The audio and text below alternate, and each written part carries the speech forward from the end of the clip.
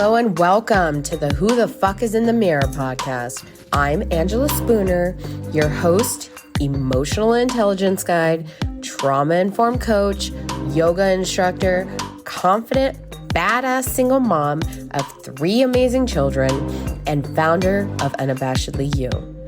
This podcast is all about using books, analogies, and metaphors to dive deep into who you really are to yourselves, not just as parents or some fictional version others made you out to be, right? But who the fuck you are. I want you to find your confidently badass, secure version of you that you lost along the way, or maybe you never even had in the first place because you were busy with everyone and everything else. Does that sound about right? So how about we get into the science of why we are a bunch of fucked up individuals who look in the mirror and don't even recognize the person that's staring back. Join me in the best journey you'll ever experience. Why, you may ask? Because it is the journey to transform your self-doubt, insecurity, and overall dysfunctional brain into self-aware, badass confidence and understanding. I hope you're as excited as I am because I cannot wait to get into this. Welcome to the carnival. Welcome to the carnival.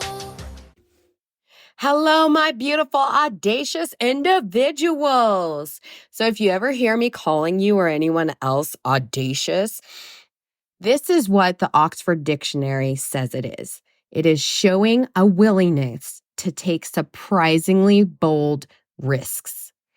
That's why my name on TikTok is Audacious Queen, because I'm owning that I'm a fucking boss. You know what I'm talking about?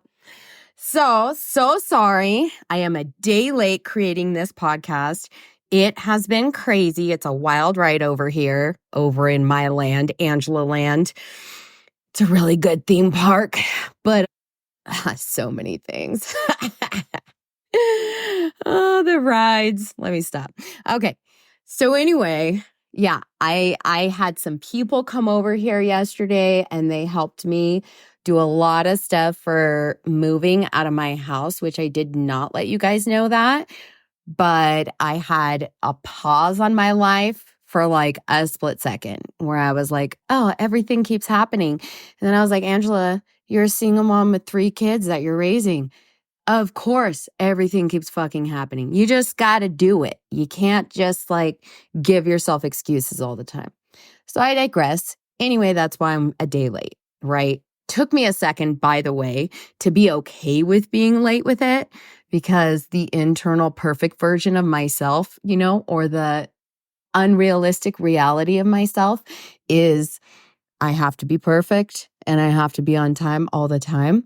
However, giving myself grace and understanding that everything is a process and everything happens as it should, when it should, is so fucking phenomenal. Let me tell you, because this morning I had to go to my trauma-informed advanced coaching class, and so insightful. And I learned so much about myself and about some stuff that I'm actually even going to talk about today. So you're fucking welcome, in other words. Anyway, so getting to this episode. So just like hearing my story made you connect with me and want to listen more, right? I've chosen The Body Keeps the Score because it's a fucking badass book. That's obviously not enough to make anyone just say, oh my God, because Angela says it's a fucking awesome book and it's badass, then it must be awesome, right? I don't have delusions of grandeur, okay, guys? I know I'm not popular like fucking Oprah. I'm not. I know I'm not on that level yet. See what I did there? I'm not there yet. Baby steps. So how about we go over what some boss-ass people have to say about it, right? Because I'm not a boss-ass person yet to other people because people don't know me yet. They'll love me once they know me. It's fine. So we have Alexander McFarlane. He has a whole bunch of shit on his name, right? AOMBBS Look him up if you want to, aka the director of the Center for Traumatic Stress Studies, the University of Adelaide, South Australia. I don't have an Australian accent, but for character purposes, I'm going to do an English accent for his quote. This exceptional book will be a classic of modern psychiatric thought.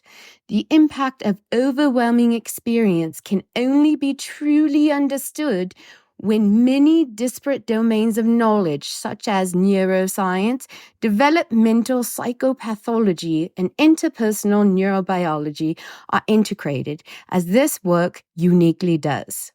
You see, it was perfectly fine that way.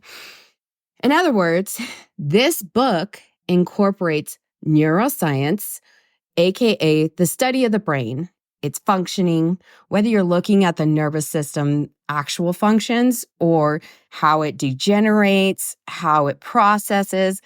That's what neuroscience does. It does all the things. It's so fucking awesome. So the developmental psychopathology, it's all about how we develop in our various disorders over the course of our life, right? It's literally watching how it develops with the disorder, how we develop, I should say, with the disorder over time in our life. And I know I said it, but sometimes you got to reiterate it, right? Because repetition deepens the impression. So a lot of times I'm going to say stuff again and again because I fucking can, first off. And secondly, because repetition deepens the impression. And you may think, I already heard that. Fucking hear it again, right? That's the only way we learn is by hearing stuff over and over and over, always and forever. My favorite of all of them is the last one, interpersonal neurobiology. This is all about what happens to our brain, thought processing, cognitive thinking, as well as even our behaviors and reactions in relation to the relationships around us.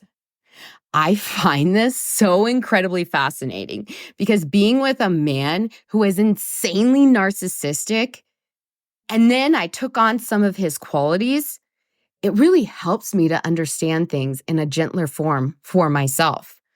Like, oh, I'm not really a dick. It's a learned behavior, right? Because our behaviors are not who we are as individuals. So that's what this is all about. All of this. It's all about hearing the stuff we don't want to know about ourselves in a way that we can hold ourselves and not bury our so-called negative attributes, but rather unleash them and heal them so they can be calmed. For instance, have you ever thought about when your child gets hurt? What do? We tell them to walk it off or we kiss it if we're feeling generous, right? We're like, all right, I'll kiss it, fine. But what tends to happen? As long as the child is being validated, he or she will bounce back fairly quickly. It's the same with our hidden shadows and our past experiences and personalities. If you push it down and say it's just bad, so leave it alone, then eventually that so-called boo-boo will be more sensitive each time you aren't validating it. Right? Think of the iceberg scenario again. On the outside, it's fucking fantastic. Oh, it's so pretty. And then next thing you know, you're floating on top of a board and you're saying, I'll never forget you, Jack, as she's almost jackhammering his hand off of her, right? That it just doesn't end well. It doesn't. I don't care what the fuck you say. This is why we are going to suck it up, Buttercup, and read the shit that makes us cringe. Because it's been a long time coming. So, next we'll talk about Richard Schwartz. He states that van der Kolk does an excellent job of relating past experiences to trauma and helping these people to heal the parts of them that have been frozen in the past. I especially like how Schwartz says this book will be remembered as tipping the scales within psychiatry and the culture at large toward the recognition of the toll traumatic events and our attempt to deny their impact take on us all.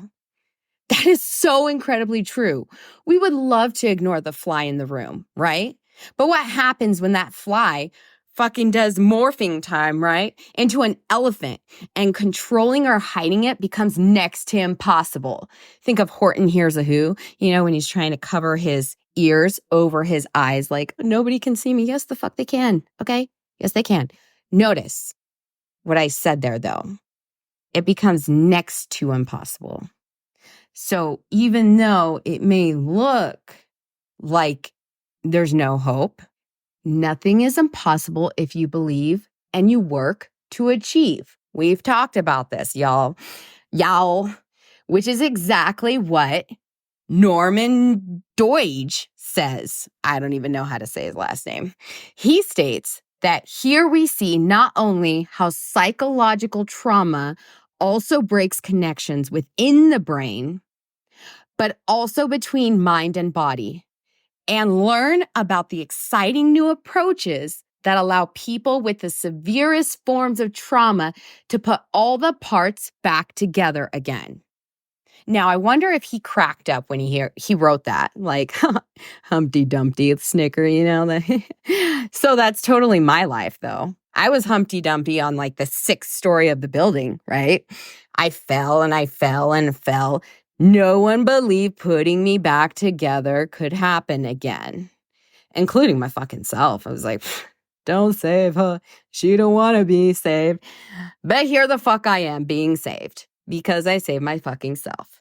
You know how when you break something sometimes, like ceramic, you're trying to put it back together, there's always those pieces that are gone, like dust in the wind. You're like, I can't even put this back together, right? Because it's shattered on all these pieces. So, they have these things that you can use. It's kind of like, it's glue, but it's like a glitter glue, or, that it can actually do swirls in the ceramic product, right? And it holds it together, but it also looks like it was made to be like that. That's how I was put together. I hold myself in a way that makes anyone believe I was meant to actually be this person. What people see is this new transformation of myself where they know it's different, but love the finishing product. That is exactly what Norman Deutsch was saying. And yes, I just said people love me, by the way, because I am genuinely appreciated for myself, by myself, and anybody that participates in the appreciation of moi. I can accept the compliments that people give me as well. Speaking of, how many times do you hear a compliment and instead of saying thank you, you sit there and compliment them right back? Because you can't even hold the compliment for yourself, right? Or you sit there and you try to argue with somebody about that outfit or haircut that you felt uncomfortable in, and they're like, oh no, it looked amazing on you. You're like, fuck you, no, it didn't. It's hard to accept compliments sometimes, isn't it? That's why we have this podcast, okay? Because we are trying to find out who the fuck is in the mirror and why we are the way we are. Moonwalking back, yes, I said moonwalking, to what others have to say about this book. Stephen Porges states, as our minds desperately try to leave trauma behind, our bodies keep us trapped in the past with wordless emotions and feelings. These inner disconnections cascade into ruptures in social relationships with disastrous effects on marriages, families, and friendships. He then goes on to describe how van der Kolk describes how to connect your thoughts with your body and foster self-awareness and inner safety to experience a more fulfilling life. You see, most of us don't even realize our body movements, twitches, tension, fist gripping, eyes are widening, facial expressions, and how it all connects with our thoughts and emotional reactions. I personally was the coldest fucking individual and took delight in hurting others because hurt people hurt people. And yes, as you've already heard some of my past, I was holding a lot of hurt inside. I also had toxic stress, which brings us to Jessica Stern. She states that the book articulates new and better therapies for toxic stress based on a deep understanding of the effects of trauma on brain development and attachment systems. So again, this book guides us on a journey of how our trauma has been affecting us long before we were even aware. It has affected the way we see others, the way we see ourselves, the way we attach to others and the world around us. I know hearing all of this is a little overwhelming, right? Like, where the fuck do I even start, Angela? Which resources do I use? How do I know what I need to do first, and how do I fucking do that? Well, that's why we're reading this book. Because Francine Shapiro says a fascinating exploration of a wide range of therapeutic treatments that shows readers how to take charge of the healing process, gain a sense of safety, and find their way out of the morass of suffering. This is exactly why we're doing this book first. It's a wide range of therapeutic treatments that gives you no room for excuse bullshit. We all love to use it, right? But here's the thing. What may work for one may not work for another. That's why we're going over this book, because it goes over multiple modalities. Stop giving yourself the excuse and start finding the solution to that excuse. We are redefining our mindset and our thought processing. We are rebuilding our neural pathways. It's not my job to be your daddy and boss you around. I'm pretty sure we've all had that enough in our lives, right? We've had that incessant voice inside our heads beating us the fuck down. You know what I'm talking about. That voice that tells you you aren't worth love or validation. It's screaming to you to get your shit together. But when you try, it starts screaming at you for trying, saying you fucking suck and you're not good enough. It drives you insane, right? So insane. Here's the thing. Ed Tronick, who is an attachment researcher, remember we went over that, right? So that being said, he speaks about these psychobiological beings he calls infants. Psychobiologic beings he calls infants. Yes, they're fucking infants, just infants. He says that without language or symbols, infants use every one of their biological systems to make meaning of their self in relation to the world of things and people. Vanderkolk shows that these very same systems continue to operate at every age, and that traumatic experiences, especially chronic toxic experience during early development, produce psychic devastation. So that thought inside your head is from your traumatic experiences that you're not even aware of it. So that means that shit has a huge impact on you. Validate the fuck out of your own feelings and move on, and let's fucking get to work. Then Ruth Lanius, who is a professor, in psychiatry, states how overwhelming experiences affect the development of brain, mind, and body awareness, all of which are closely intertwined. The resulting derailments have a profound impact on the capacity for love and work.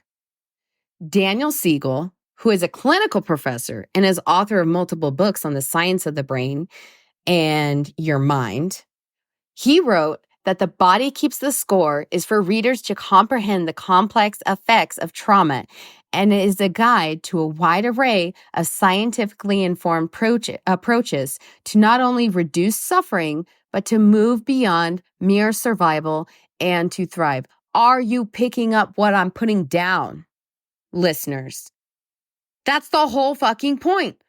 It's not to sit here and wallow in our sorrows and play the self-pity game and say there's no hope for us, but rather the point is break through our fear of shame, blame, rejection. Not to mention just the overall turmoil of fighting your brain to actually think about change in any form. If your brain is anything like mine, you're probably feeling this leaning out feeling right now, right? I don't want to feel these feelings. You might be feeling like, I don't get it. Or if only you really knew, Angela. Why do you think I ripped off the fucking Band-Aid in my last episode?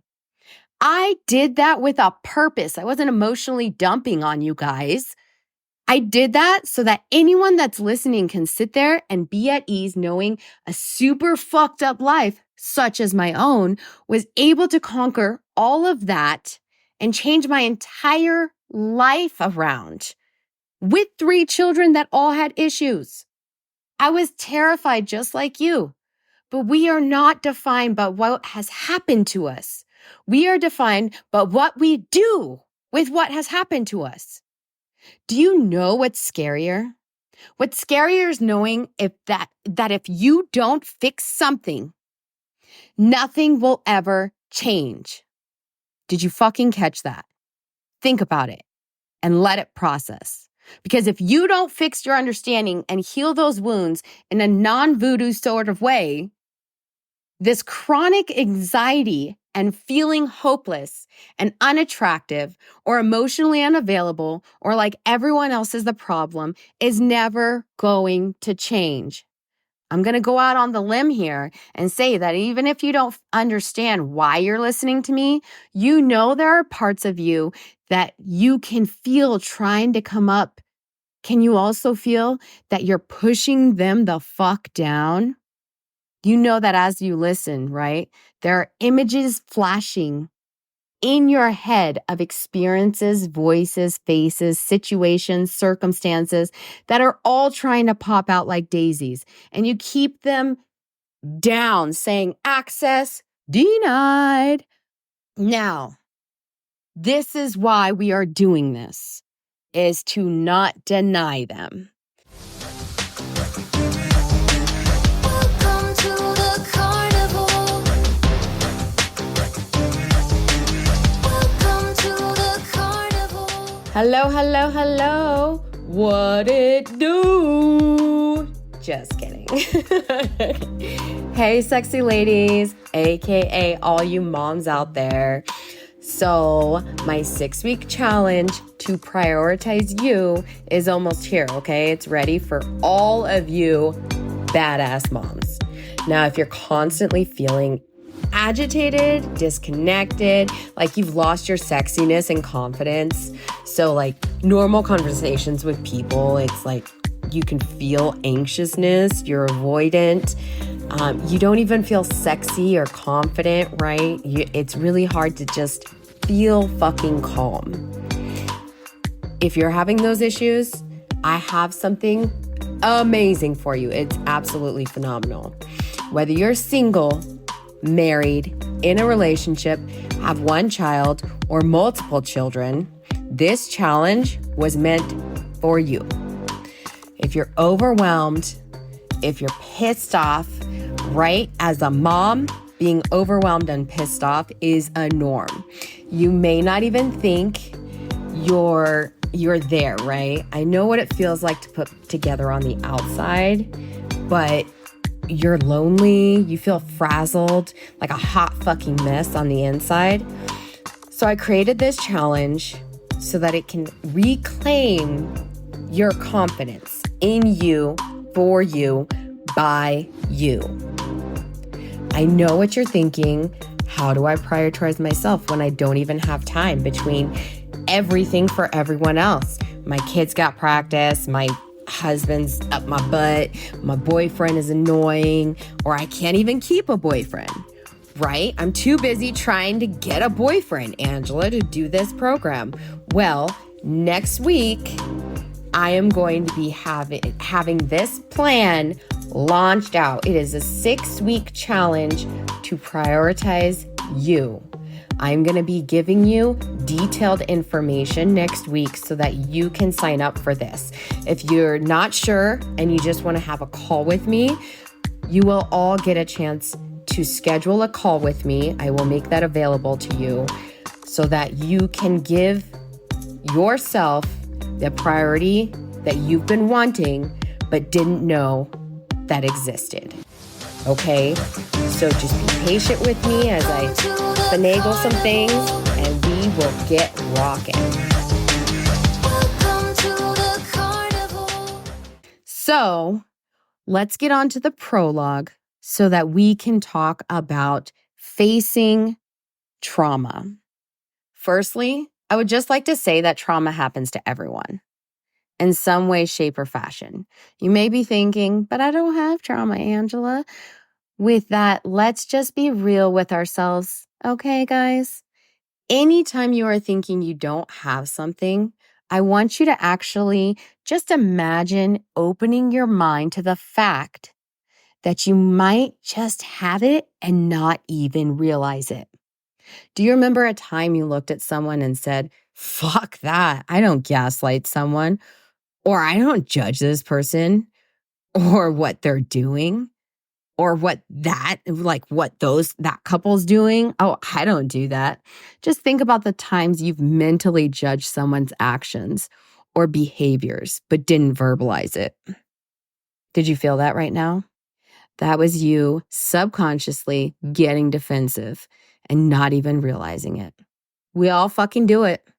We don't want to seem judgmental or rude or condescending, so we don't verbalize it, but we definitely do it. Deny it all you want, but the more you deny those parts of you, the less you will be able to accept yourself for who you are and grow as an individual. My point is that you may not know you have trauma, but Kolk states that research by the Centers for Disease Control and Prevention have shown that 1 in 5 Americans are sexually molested as a child. And 1 in 3 couples engages in physical violence. A quarter of us grow up with alcoholic relatives, and 1 out of 8 witness their mother being beaten or hit. Listen, be gentle with yourself and be truly honest. Although some of us have not encountered the same experiences, we have definitely all had situations or circumstances that have impacted our lives. Think of that person who made us feel less than what we were worth, right? Constantly degrading us. Now think of the opposite side, right? Where we degraded their feelings or emotions and told them to sit still, look pretty. I've done that. But now I see that it was because it made me uncomfortable for them to show any kind of feelings like, ew, gross, stop it. I hated to watch crying because I saw it as weakness. Joke's on me, Angela. It's like karma, you start crying all the time and you're like, oh, that's what it feels like. I'm that person now. Now, sometimes we're going to bounce back from these subconscious fucked up situations. Which is why a lot of us experience trauma, but we can jump out of it, right? And we don't have a lot of repercussions. But sometimes there is this block in our brain where our nervous system sees it as a threat. So it literally blocks it from coming up for us. Do you ever sit there and wonder why watching a certain show brings you anxiety? I'm not talking about a full-blown panic attack, okay? I'm talking about those mixed emotions inside of you that you never even realized were there. Think of music. You listen to a certain song. Maybe it's a song you haven't heard in a long time, or maybe it's a song that reminds you of another chapter in your life.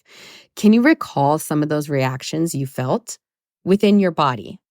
Maybe your blood pressure was rising, or all of a sudden you felt more emotional, or maybe your agitation increased and you never noticed till right now as you look back on it. Side note, remember we are being gentle with ourselves. This is only for noticing purposes, not for the shame and blame game. But if you do go on the shame and blame pit, not on the pit, but in the pit, then just notice that. Notice you feeling defensive all of a sudden, right? We are here to grow and learn. Don't be afraid of it. Don't be afraid of it. Okay, sorry. So Kolk talks about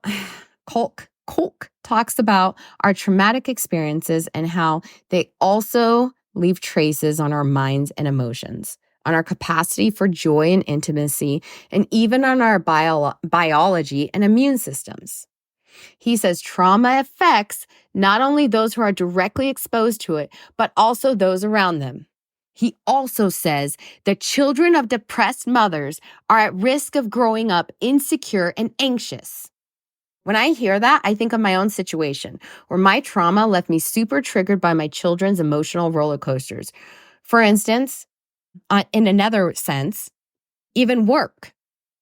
I would constantly be worried about what people were saying about me, right? Because of my past relationships and friendships of people like belittling and degrading me to make themselves feel better. And instead of validating myself, I was like, I must do better. I must win them over. No, fuck. You don't have to win anybody over. Just be you.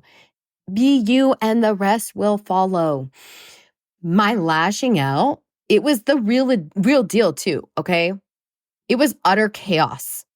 Those poor fucking people, like, they had to experience that hurt version of myself. I can't tell you. I told you last time, but I've had to apologize on random to people. Like a memory pops up and I'm like, oh, fuck, I got to apologize for that too, right?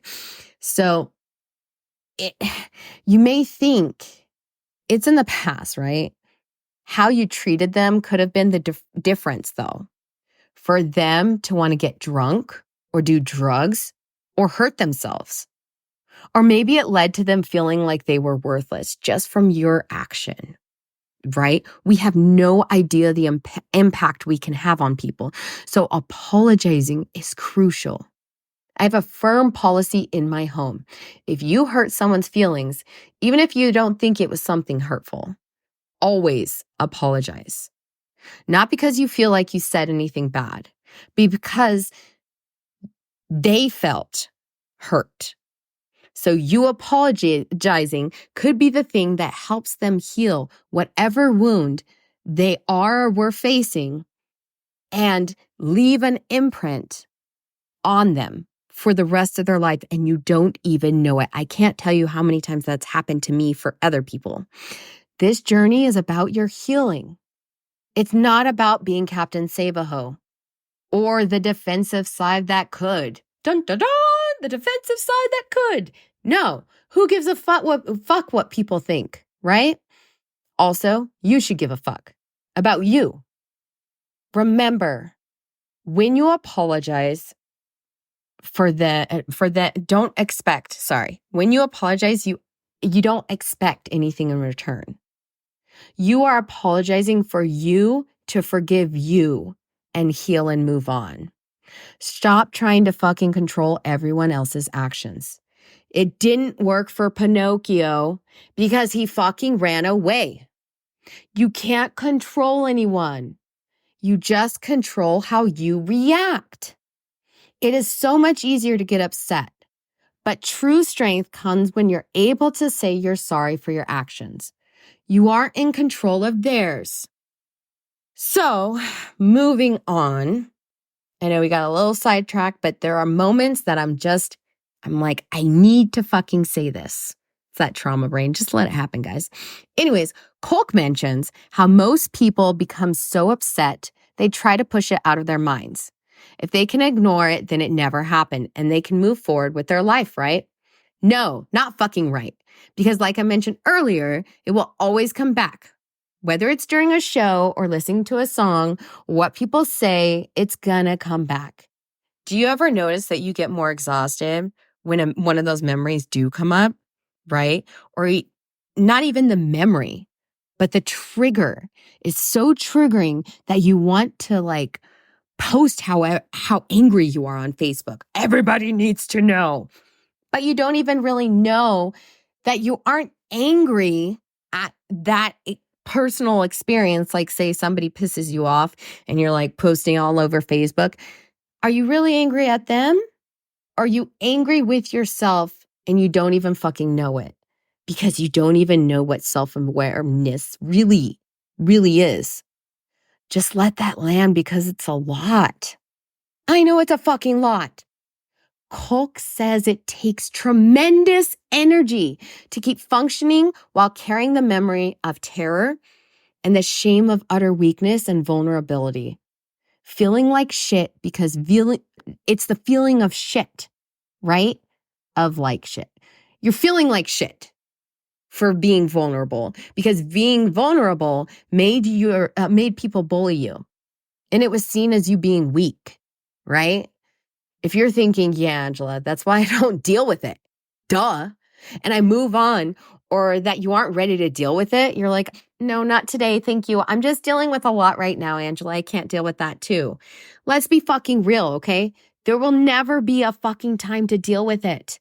There will always be something that comes up. When do you get to be first? When do you get to decide for yourself that you want to start the process of healing? Now, if you're thinking all of this sucks, Kolk says that long after a traumatic experience is over, it may be reactivated at the slightest hint of danger and mobilize disturbed brain circuits and secrete massive amounts of stress hormone, which leads to unpleasant emotions, intense physical sensations, and impulsive and aggressive actions. Do you see a little bit, at least, of why I say to be gentle with yourself? It is not you who is fucked up. It's the behavior you have from your trauma. You are fucking amazing because you're here with me on this podcast when you could be doing literally anything fucking else with your time. Give yourself fucking gratitude and then learn. You may think I'm pretty amazing, right? Which I agree. I am pretty awesome. But I wasn't always this way. I was a fucking shit show. I had to chip away at all my many years of trauma, piece by piece, in order to accept that I was hurting and I could still change who I was into who I wanted to be without even knowing I wanted to be that person. Or I should say, this person today. I didn't even know I wanted this person.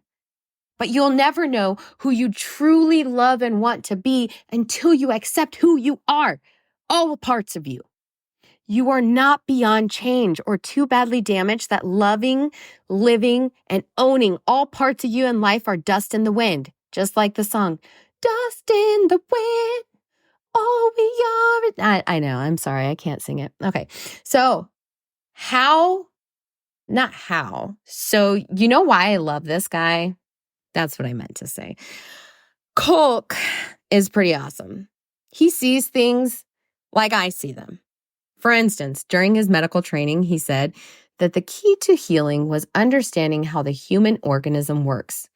I love that because when I was in nursing school, I would love to break things down to a cellular level because the more you can break something down, the more you understand it and the more you can say, fuck yeah, I get that.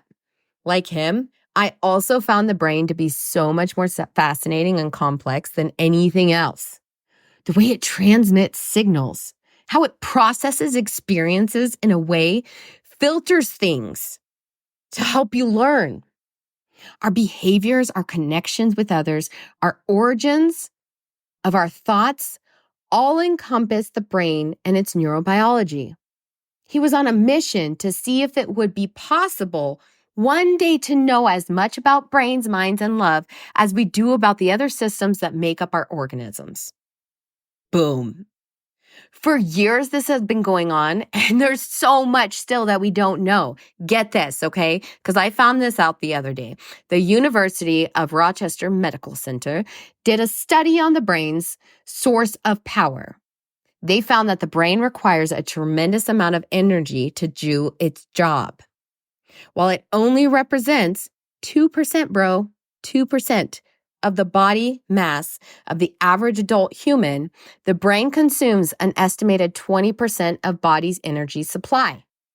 They stated that the brain maintains its own unique ecosystem. Think about this. Our brains are so intricate and unique compared to the entire rest of the body and how things function and process. Remember when I said to notice how you become more exhausted and tired when your subconscious is triggered? Also, think of the 2% of your body. Just like the brain's size has nothing to do with how impactful it is to your body, so too experiences and traumatic stress, can impact you without you even realizing how something so small can do so much to you and within you. God, I'm good sometimes. I tell you what. Okay, let me stop. Research from the new disciplines. So these different disciplines that we have, right? With the neuroscience and the interpersonal neurobiology and all that. This has revealed that trauma produces actual physiological changes, including a recalibration of the brain's alarm system, an increase in stress hormone activity, and alterations in the system that filters relevant information from irrelevant. So these changes are actually causing changes in the brain. I explain it to my kids like this, right? It's a 2-story house. What if there are boxes nailed to the steps going upstairs, making it physically incapable to go up the stairs? These are our traumas. These are your lower brain and your upper brain. Trauma is the box, cemented, nailed, all the things. You react to it because you're unable to process and learn from your past and do differently. It is because you aren't able to get to the top of those fucking stairs to process it. For the record, I didn't say fucking when I would talk to my kids about the stairs, right? Those boxes are always going to be there, though. It may seem impossible, but again, there is always hope.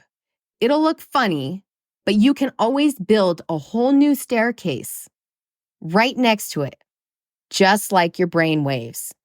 We have the ability to rewire these neural pathways to create a new path.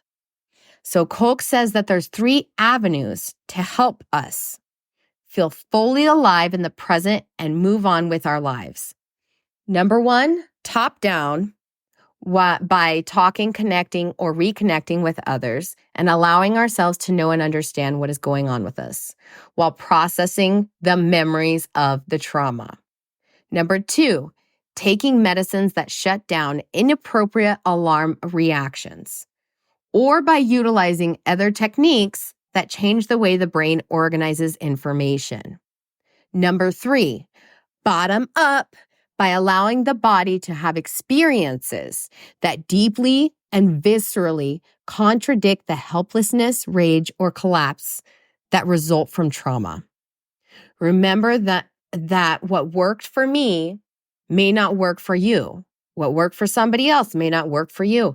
I have done all of those things in every way, shape, and form, and I'm still doing more. You may not need all of them. You may not need any of those. You may need to try something different. But the goal of this is for you to actually find out what your body needs. You know yourself best. Even if you prefer to play the self-oblivious game and never the self-aware game. It took me a long time to want it. But I can honestly and completely say I would rather be aware than oblivious. Definitely didn't want that at first because it was more comfortable and it was what I knew. Or so I thought. You picking up what I'm putting down yet? I didn't know what I wanted or who I wanted, but I did know who I wanted and what I wanted. But I was playing the game because of fear of opening up and all the things. Are you picking up what I'm putting down? Look, this is why I chose this book. This is our first book. He has over 30 years of experience from a trauma center that he fucking built. He's helped and treated thousands of people from child abuse, natural disasters, wars, accidents, human trafficking, assault. He specializes in carefully tracking each person to make sure they get the specific care they particularly are in need of. He's been able to be supported with research grants from multiple health facilities and organizations. So many treatments have been used, so many modalities, okay? Yoga, medications, talking, EMDR, theater, neurofeedback. I'll leave you with this, though. He says, how can people gain control over the residues of past trauma and return to being masters of their own ship? Talking, understanding, and human connections help, and drugs can even dampen hyperactive alarm systems. But we will also see that the imprints from the past can be transformed by having physical experiences that directly contradict the helplessness, rage, and collapse that are part of trauma, and thereby regaining self-mastery. He's going to be going all over all these approaches and treatments he's utilized in order so that he can use this as an invitation to dedicate ourselves to facing the reality of trauma, to explore how best to treat it, but also to commit ourselves as a society to using every means we have to fucking prevent it. I mean, come on, guys. If you aren't convinced by now that this podcast is what you need to be listening to and telling others to listen to it, then you aren't fucking listening. You can argue all day till you pass out from being so hot-headed that you lose all the circulation to your fucking brain. Veins popping out all over your head and neck. But we've already tried that, haven't we? For me personally, that shit was exhausting and drained all happiness out of me. I never thought love and happiness in my life at that level or in any level that would be possible. I'm literally building a whole new life for my little family, just like Aladdin said. A whole new world. I'm not even closing my eyes. Anyways, I'm literally in the middle of moving my house, in classes, at various places, and building a whole damn business. Not to mention, I'm building this fucking podcast for you that you need to be following and commenting on. I know it's not easy, but think of it this way. You invest in so many things in life. When is it time to invest in you, damn it? Have a fucking phenomenal day, and I will talk to you next week. Also, by the way, some exciting shit, okay, is going to happen next week. It will be over Chapter 1, Lessons from Vietnam Veterans. I'll be interviewing a veteran, not a Vietnam vet, because let's be honest, it was a long time ago, but still, it's a veteran. If you're thinking about skipping next week because you're like, I'm not a vet, don't fucking do it. Because this shit will get so real and raw and fucking amazing. I'm going to be taking the chapter and his story and bringing it all down so that we can all relate to it. Because the more we can relate, the more we understand, the more we can be gentle with healing ourselves and realizing we aren't alone in this fucking world. I'll see you on the next fucking episode. I better see you. Peace.